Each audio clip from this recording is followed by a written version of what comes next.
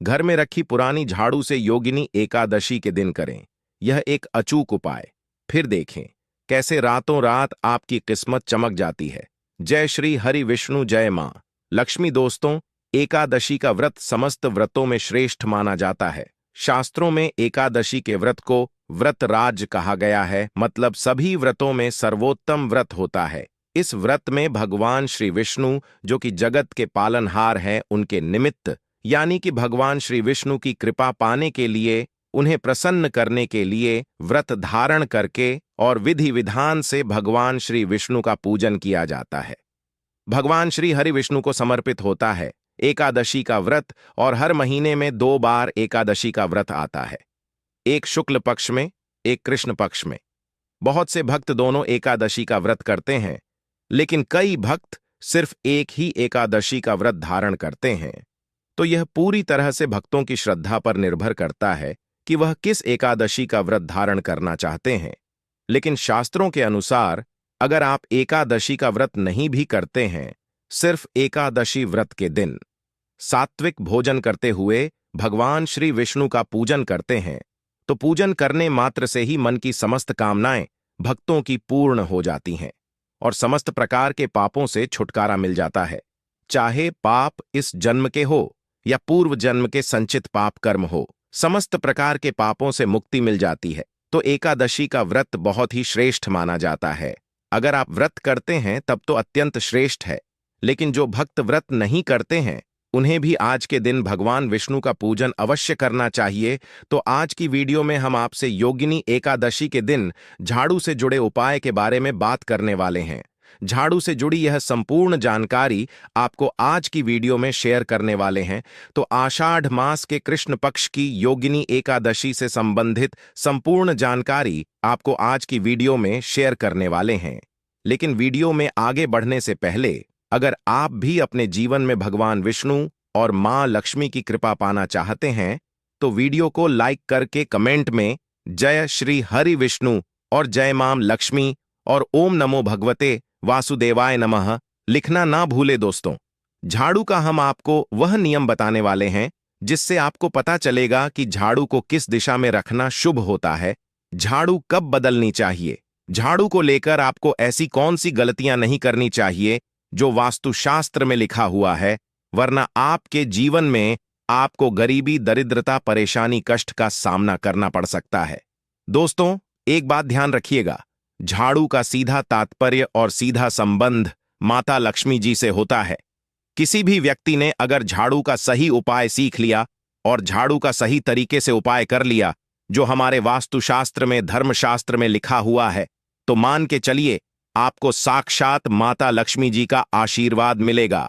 दोस्तों, आप एक बात जान लीजिए कि हर कोई जानता है झाड़ू को कभी भी रात में नहीं लगाना चाहिए, लेकिन हमारे हिंदू शास्त्रों में कुछ लेख लिखे हुए हैं झाड़ू को लेकर कि मतलब झाड़ू लगाने के शुभ मुहूर्त कब है, झाड़ू कौन से समय पर लगानी चाहिए जिससे आपके घर में सकारात्मक ऊर्जा आए, आपके घर की जन्म जन्मांतर की गरीबी खत्म हो जाए। दोस्तों, जैसा हमने आपको स्टार्टिंग में ही बता दिया था, झाड़ू का सीधा संबंध माता लक्ष्मी जी से होता है। कहाँ गया है? माता लक्ष्मी जी को झाड़ू बहुत ही ज्यादा प्रिय होती है। अगर कोई भी व्यक्ति ठीक तरीके से झाड़ू का प्रयोग कर रहा है तो निश्चित रूप से उसको माता लक्ष्मी जी का आशीर्वाद मिलेगा। उस व्यक्ति के जीवन काल में कभी भी धन संबंधित परेशानी नहीं होगी। दोस्तों, अगर आप भी चाहते हैं कि माता लक्ष्मी जी का आशीर्वाद आप पर और आपके पूरे परिवार पर सदैव बना रहे, तो कमेंट बॉक्स में तुरंत ही लिख दें जय महालक्ष्मी। और अभी तक आपने वीडियो लाइक नहीं किया है तो वीडियो को लाइक करके चैनल को तुरंत ही सब्सक्राइब कर लें। दोस्तों, हमारे हिंदू धर्म में घर को मंदिर माना जाता है, इसीलिए कहा गया है कि हमें अपने घर को साफ सुथरा रखना चाहिए। शास्त्रों में बताया गया है कि अगर हम प्रतिदिन साफ सफाई करते हैं तो हमारे घर पर माता लक्ष्मी जी वास करने आती है। अगर हमारे घर में रोज साफ सफाई हो रही है तो हमारे घर में कभी भी गरीबी, दरिद्रता, परेशानी नहीं आएगी। वहीं दूसरी तरफ अगर हमारे घर में साफ सफाई नहीं होती है, हमारा घर गंदा पड़ा रहता है, तो हमारे घर में नकारात्मक ऊर्जा का वास हो जाता है। हमारे घर में गरीबी, दरिद्रता आ जाती है और वास करने लगती है, जिससे हमारे घर की बरकत रुक जाती। दोस्तों, आज एक बात आप जान लीजिए, जब भी आप रात में सोने जाते हैं तो एक बात का ध्यान रखिएगा। रात्रि के समय ही आपके घर में नकारात्मक शक्तियां, काला जादू, काली शक्तियां प्रवेश कर जाती हैं। लेकिन अगर आप लोग वास्तुशास्त्र के हिसाब से प्रतिदिन झाड़ू लगा रहे हैं और सही मुहूर्त पर लगा रहे हैं, तो कोई भी शक्ति जो आपके घर पर रात में प्रवेश की है, वह आपके घर से हमेशा के लिए चली जाएगी। दोस्तों, बहुत ध्यान दीजिएगा जो आपको हम बताने जा रहे हैं। वास्तुशास्त्र के अध्याय नंबर 71 में साफ साफ लिखा हुआ है, जब भी सूर्योदय होता है तो आपको सूर्य उदय के पहले तुरंत ही झाड़ू लगा लेना चाहिए। अगर आप सूर्योदय के बाद झाड़ू लगाते हैं तो आपके घर की जो नकारात्मक शक्तियां होती हैं, वह आपके घर से चली जाती है। आपके घर पर सकारात्मक शक्तियां का वास हो जाता है। कहने का तात्पर्य है दोस्तों कि हमारे वास्तुशास्त्र के हिसाब से जो सबसे अच्छा समय झाड़ू लगाने का होता है, वह सुबह के वक्त सूर्योदय के बाद का होता है। लेकिन किसी कारणवश हम झाड़ू नहीं लगा पाते हैं।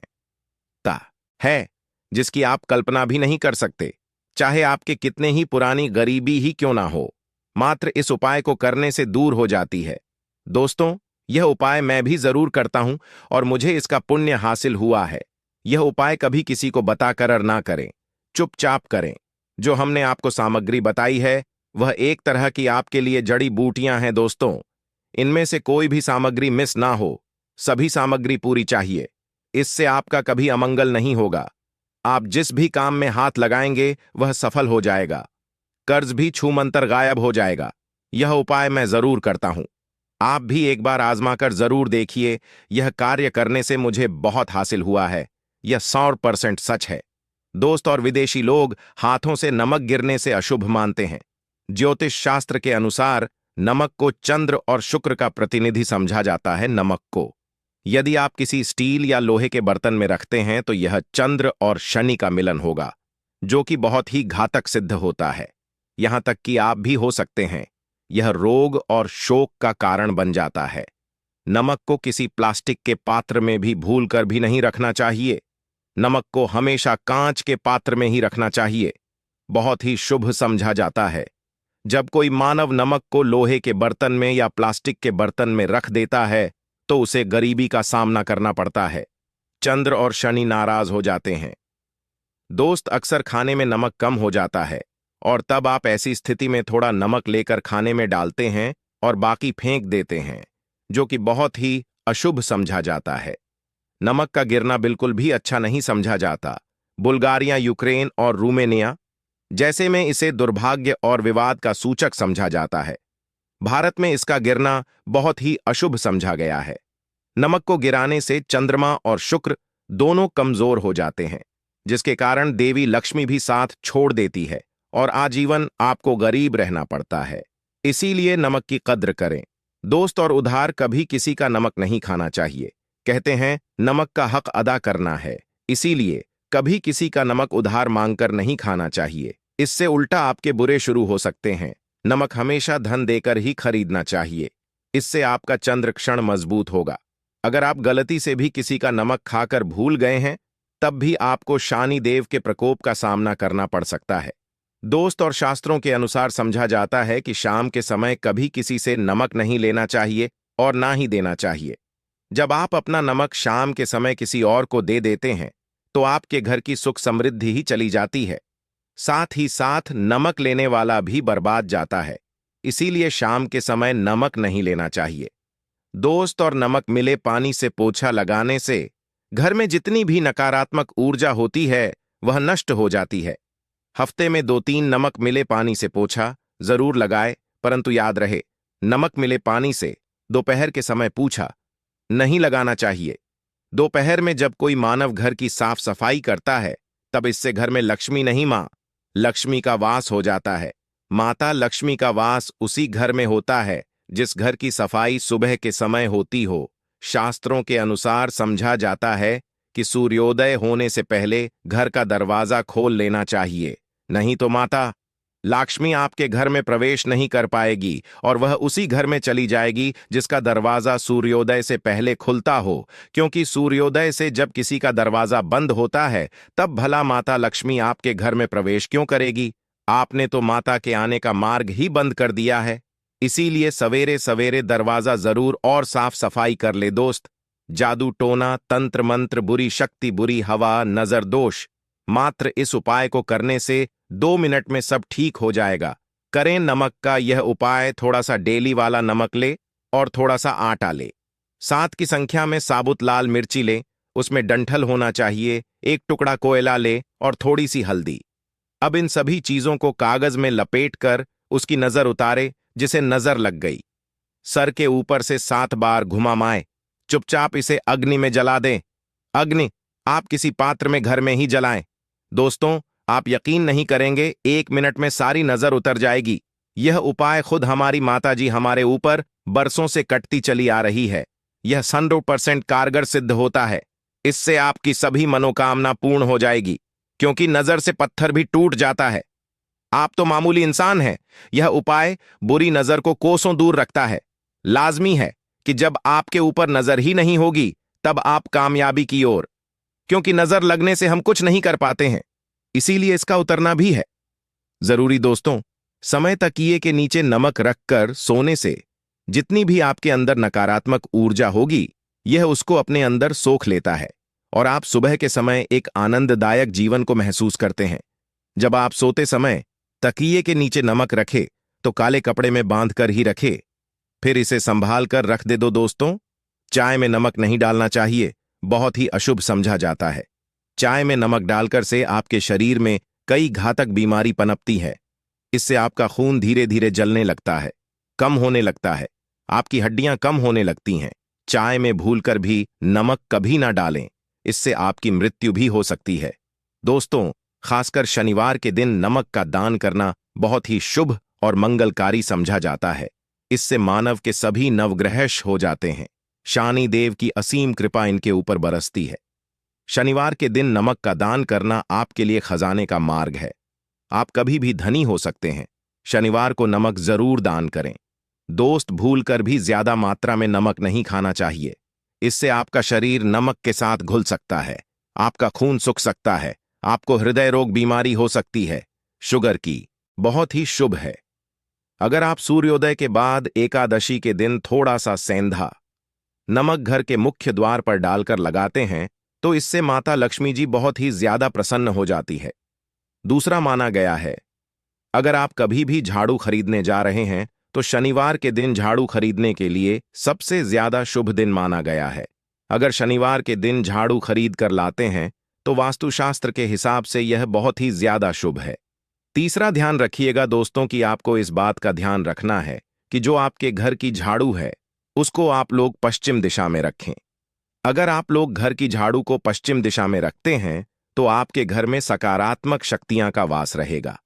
आपको भौतिक सुखों की प्राप्ति होगी, आपको बैकुंठ की प्राप्ति होगी और आप भी जो भी कार्य करेंगे उस कार्य में आपको सफलता ही मिलेगी। और अगर आप झाड़ू को उत्तर दिशा में अपने घर में रखते हैं तो मान के चल लिए धन संबंधित जितने भी आप निर्णय लेंगे उससे आपको फायदा ही होगा।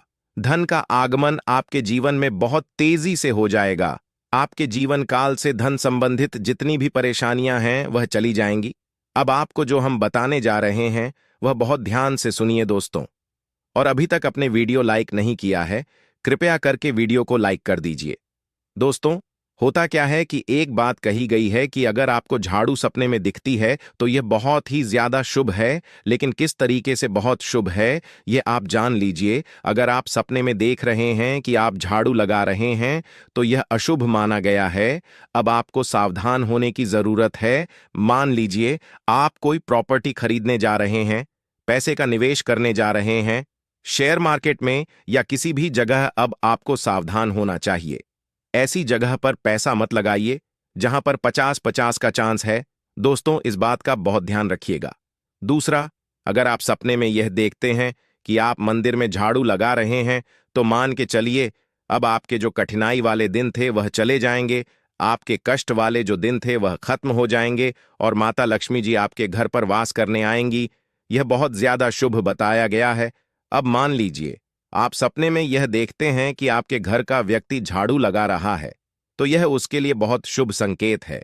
मान के चलिए कि आपका जानने वाला व्यक्ति जो आपके सपने में झाड़ू लगा रहा है उसका समय अच्छा आने वाला है।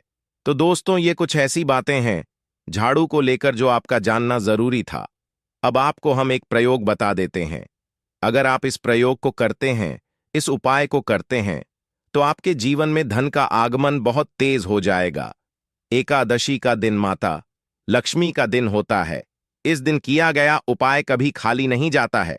ध्यान रखिएगा दोस्तों, यह उपाय है 5 एकादशी का। यह उपाय अगर आप करेंगे तो माता लक्ष्मी का आशीर्वाद मिलेगा। आपको करना यह है कि एक एकादशी को, मतलब पहले एकादशी से जब यह आप उपाय करने जा रहे हैं, उससे पहले आप तामसिक भोजन खाना छोड़ दीजिएगा। तामसिक से मतलब है शराब, मदिरा, नॉनवेज, इन सब चीजों को बिल्कुल त्याग दीजिएगा, वरना आपकी यह पूजा संपन्न नहीं मानी जाएंगी। आपको माता लक्ष्मी का आशीर्वाद नहीं मिलेगा। आपको करना सिर्फ यह है कि 5 एकादशी आपको किसी भी झाड़ू के नीचे, जो घर की झाड़ू है उसके नीचे 2 लौंग दबा देनी है और 1 काली मिर्च दबा देनी। इसको पहले एकादशी के बाद दूसरी एकादशी को किसी भी लाल कपड़े में रख देना है।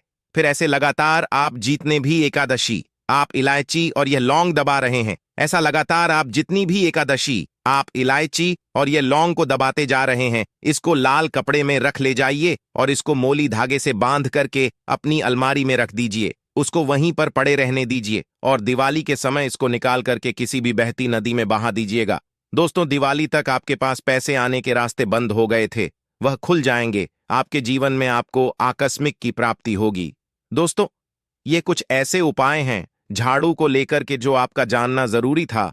हमने आपको एक एक उपाय बता दिया। तो आइए अब आपको सुनाते हैं मोहिनी एकादशी की व्रत कथा, जिसे सुनने मात्र से आपकी सभी मनोकामनाएं की पूर्ति होगी। एक बार की बात है, अर्जुन ने संयम और श्रद्धा से युक्त कथा को सुनकर श्री कृष्ण से कहा, हे मधुसूदन, वैशाख माह की शुक्ल पक्ष की एकादशी का क्या नाम है तथा उसके उपवास को करने का क्या विधान है? कृपा कर यह सब मुझे विस्तार पूर्वक बताइए। श्री कृष्ण ने कहा, हे अर्जुन, मैं एक पौराणिक कथा सुनाता हूं जिसे महर्षि वशिष्ठ जी ने श्री रामचंद्र जी से कहा था। उसे मैं तुमसे कहता हूं, ध्यानपूर्वक श्रवण करो। एक बार की बात है, श्री राम जी ने महर्षि वशिष्ठ से कहा, हे गुरु श्रेष्ठ, मैंने जनक नंदिनी सीता जी के वियोग में बहुत कष्ट भोगे हैं, अतः मेरे कष्टों का नाश किस प्रकार होगा? आप मुझे कोई ऐसा व्रत बताने की कृपा करें जिससे मेरे सभी पाप और कष्ट नष्ट हो जाए। महर्षि वशिष्ठ ने कहा, हे श्री राम, आपने बहुत उत्तम प्रश्न किया है। आपकी बुद्धि अत्यंत कुशाग्र और पवित्र है। आपके नाम के स्मरण मात्र से ही मनुष्य पवित्र हो जाता है। आपने लोकहित में यह बड़ा ही उत्तम प्रश्न किया है। मैं आपको एक एकादशी व्रत का महात्म्य सुनाता हूं। वैशाख माह के शुक्ल पक्ष की एकादशी का नाम मोहिनी एकादशी है। इस एकादशी का उपवास करने से मनुष्य के सभी पाप तथा क्लेश नष्ट हो जाते हैं। इस उपवास के प्रभाव से मनुष्य मोह के जाल से मुक्त हो जाता है। अतः हे राम, दुखी मनुष्य को इस एकादशी का उपवास अवश्य ही करना चाहिए। इस व्रत के करने से मनुष्य के सभी पाप नष्ट हो जाते हैं। अब आप इसकी कथा को श्रद्धापूर्वक सुनिए। प्राचीन समय में सरस्वती नदी के किनारे भद्रावती नाम की नगरी बसी हुई थी। उस नगर री में द्युतिमान नामक राजा राज्य करता था। उसी नगरी में एक वैश्य रहता था जो धन धान्य से पूर्ण था। उसका नाम धनपाल था। वह अत्यंत धर्मात्मा तथा नारायण भक्त था। उसने नगर में अनेक भोजनालय, प्याऊ कुएं, तालाब, धर्मशालाएं आदि बनवाए। सड़कों के किनारे आम, जामुन, नीम आदि के वृक्ष लगवाए, जिससे पथिकोंडा के खेलने में व्यतीत करता था। वह बड़ा ही अधम था और देवता, पितृ आदि किसी को भी नहीं मानता था। अपने पिता का अधिकांश धन वह बुरे व्यसनों में ही उड़ाया करता था। मद्यपान तथा मांस का भक्षण करना उसका नित्य कर्म था। जब काफी समझाने बुझाने पर भी वह सीधे रास्ते पर नहीं आया तो दुखी होकर उसके पिता, भाइयों तथा कुटुंबों ने उसे घर से निकाल दिया और उसकी निंदा करने लगे। घर से निकलने के बाद वह अपने आभूषणों तथा वस्त्रों को बेच बेचकर अपना गुजारा करने लगा। धन नष्ट हो जाने पर वेश्याओं तथा उसके दुष्ट साथियों ने भी उसका साथ छोड़ दिया। जब वह भूख प्यास से व्यथित हो गया तो उसने चोरी करने का विचार किया और रात्रि में चोरी करके अपना पेट पालने लगा। लेकिन एक दिन वह पकड़ा गया किंतु सिपाहियों ने वैश्य का पुत्र जानकर छोड़ दिया। जब वह दूसरी बार पुनः पकड़ा गया, तब सिपाहियों ने भी उसका कोई लिहाज नहीं किया और राजा के सामने प्रस्तुत करके उसे सारी बात बताई। तब राजा ने उसे कारागार में ढलवा दिया। कारागार में राजा के आदेश से उसे बहुत कष्ट दिए गए और अंत में उसे नगर छोड़ने के लिए कहा गया। दुखी होकर उसे नगर छोड़ना पड़ा। अब वह जंगल में पशु पक्षियों को मारकर पेट भरने लगा। फिर बहेलियां बन गया और धनुष बाण से जंगल के निरीह जीवों को मार मार कर खाने और बेचने लगा। एक बार वह भूख और प्यास से व्याकुल होकर भोजन की खोज में निकला और कटिन मुनि के आश्रम में जा पहुंचा। इन दिनों वैशाख का महीना था। कटिन मुनि गंगा स्नान करके आए थे। उनके भीगे वस्त्रों की छींट मात्र से इस पापी को कुछ सद्बुद्धि प्राप्त हुई। वह अधम रश के पास जाकर हाथ जोड़कर कहने लगा, हे महात्मा, मैंने अपने जीवन में अनेक पाप किए हैं। कृपा कर आप उन पापों से छूटने का कोई साधारण और बिना धन का उपाय बतलाइए। आर्षि ने कहा, तू ध्यान देकर सुन। आषाढ़ माह के कृष्ण पक्ष की एकादशी का व्रत कर। इस एकादशी का नाम योगिनी एकादशी है। इसका उपवास करने से तेरे सभी पाप नष्ट हो जाएंगे। रश के वचनों को सुन वह बहुत प्रसन्न हुआ और उनकी बतलाई हुई विधि के अनुसार उसने योगिनी एकादशी का व्रत किया। हे श्री राम, इस व्रत के प्रभाव से उसके सभी पाप नष्ट हो गए और अंत में वह गरुड़ पर सवार हो विष्णु लोक को गया। संसार में इस व्रत से उत्तम दूसरा कोई व्रत नहीं है। इसके महात्म्य के श्रवण व पठन से जो पुण्य प्राप्त होता है, वह पुण्य 1,000 गोदान के पुण्य के बराबर है। तो दोस्तों, आपको हमारी वीडियो कैसी लगी हमें कमेंट में जरूर बताइएगा। साथ ही वीडियो को लाइक करके चैनल को जरूर सब्सक्राइब कर लें। जय श्री हरि विष्णु, जय मां लक्ष्मी।